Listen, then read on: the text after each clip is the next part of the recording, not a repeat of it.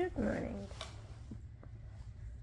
So, when I say let people, the narcissist and the psychopaths and the people of your past say whatever they want, and you just keep showing up in your best life, focusing on yourself, and their words will eventually fall on deaf ears. This is what I mean.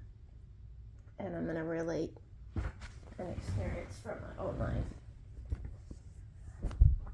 When you know that the very experiences and obstacles that were sent to destroy you in your life are the very experiences that you have overcome, people will always attempt to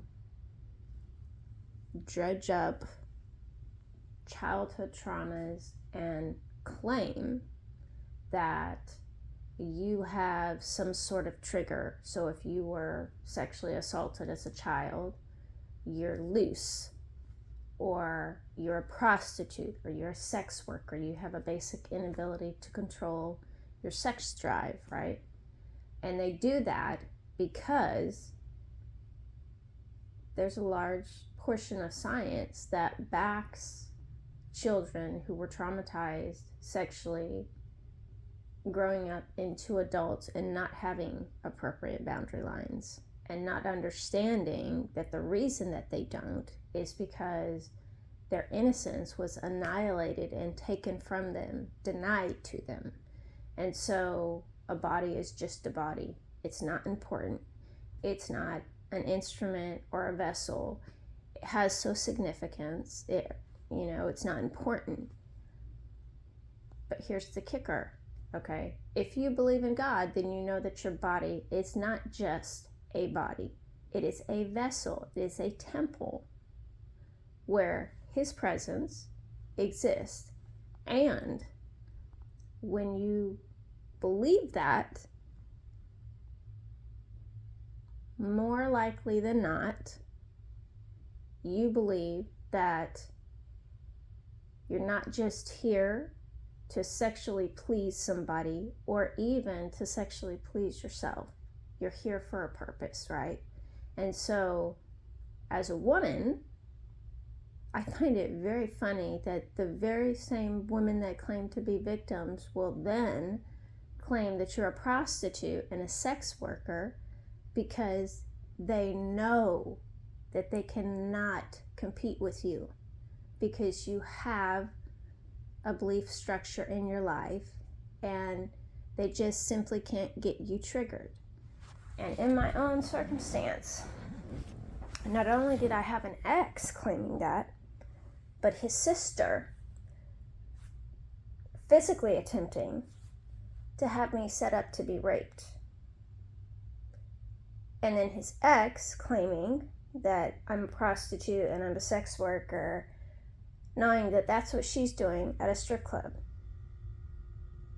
And here I am, just existing, just living my life, meditating, focusing on actualizing healing into my life and putting an end to all of the family dynamics that I grew up with. And it doesn't matter to me if someone outside of me looking in says, oh, but you were following course.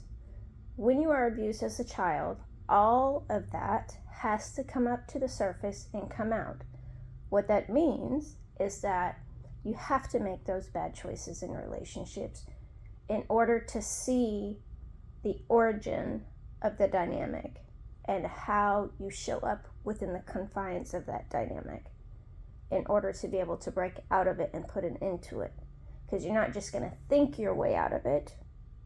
You have to experience the depth of that desolation and the depth of the origin of that spiritual warfare that your family has carried and that you, in your own life experience, have carried into adulthood.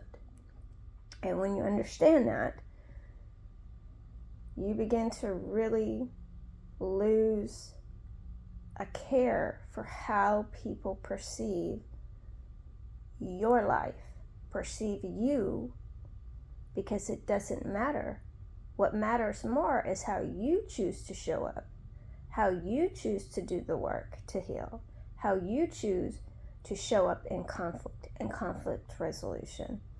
And that as you're doing that, you have to let people talk. You have to just let their thoughts and their words be just that, their thoughts, their words, not what I tell myself, not what I even believe, not what I know God is saying about me, not what I know God would even say to me or say about me to another person, because he's not going to deal with me in that way. Neither is he going to deal with you in that way. He is going to deal with you personally on you. He's not going to gossip to other people about, well, this, and this about this person. That is human nature that says, well, I'm here to let you know this is where you're messed up. This is where you're off. No, that's not God. That is Satan attempting to enter in through the words of somebody else. And the last time I checked, he was under Jesus' feet. So there's no competition there. There's no weight of authority there. So people's words, people's judgments do not matter. It's their gift to themselves to carry and move forward with. I'm not going to be stuck with it. I'm not going to pick it up and carry it with me. They're going to carry that cross. I'm going to carry my own burdens, my own decisions, the weight of my ripple effects with me. And it will get very vitriolic towards you. It will be very grossly unfair. But really, the more that they speak, the more that they create blessings for you. And when they do that, that's their gift to you. Because if you are not engaging in any sort of mental warfare with them or verbal warfare with them, you're simply living your life. There's always going to be someone in their circle that believed what they said that decides to go look at maybe a profile, maybe a business, maybe something that you're doing, and they're going to be left dumbfounded because you're not even focused on this person. That one person then becomes a domino effect in your gossiper's life. And it changes everything. And then people are not going to want to be seen as someone that was immature enough to support the judgment against somebody that they didn't know based on the words and the opinions and the envy and the jealousy of someone that they did know. And in that way, that's where the scripture of he sets a table for me in the presence of my enemies comes from. It's the very same people that spread that narrative are going to be forced to acknowledge their own immaturity and their own gossip. They're not going to acknowledge it to you, but they're going to have to sit with it. Sit with that fact that they were so egotistical and arrogant that they thought they could stand in the place of God to judge your character. And isn't that amazing? That the very people who hold themselves out to be such sovereign people are proved to be insolvent by their very actions, while you continue to live your best life. You continue to just have fun, enjoy whatever it is that draws your compassion, your passions, your intention, your focus in life. And